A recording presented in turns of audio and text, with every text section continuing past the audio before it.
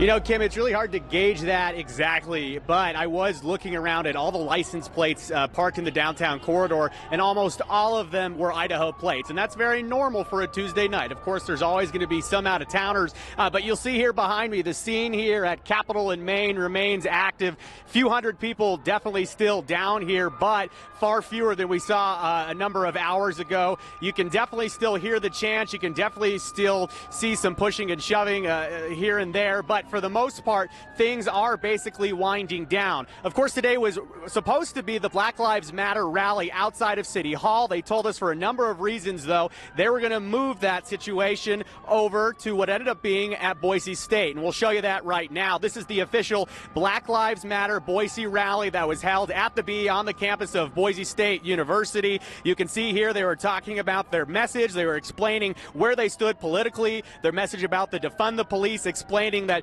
obviously they don't want to cancel the police, but they do want to reallocate funds that are going to the police department now. They'd like to see them in other ways. So, of course, that was about 4 o'clock this afternoon. It wrapped up, and that was it. Again, that was the official Black Lives Matter rally over at Boise State. They were not encouraging people to go downtown. Let's head downtown, though. We're going to take you to Andrus Park across from the Capitol. This was at about 5:30. Of course, a few hundred patriots, as they call themselves, were gathering together, and their real message was, we want to defend the police. We're here to support law enforcement. We disagree with what the Black Lives Matter message is. So, at this park area, they were talking back and forth. They had their message, and then we'll show you this. They started marching down to City Hall. About 6 o'clock here, they started filing in within the barricades, and you'll notice there's one side that is full of supporters. Another side, though, was basically empty. Now, this had been blocked off for two different groups. Again, the Black Lives Matter group decided to meet at Boise State. They were not asking people to be here at City Hall. And the scene we'll show you next is really what we saw over the next several hours. People yelling back and forth across Capitol. We did see a select group of Black Lives Matter supporters that are here on their own accord. They were standing on the corner of Main and Capitol. There was some yelling back and forth, but for the most part, it did say civil. Boise Police Chief Ryan Lee did give us a little bit of a media update at 9 o'clock, and he explains they did run into some trouble like you would at any protest. Here's what he had to say on that. Earlier this evening, we did make 2 arrests. Those 2 subjects were arrested for jumping one of the barriers into the police-only area. They are being charged with resist and obstructing. We're also investigating a report of an aggravated assault and another report of an aggravated assault and battery. Logan, I'll meet you down there.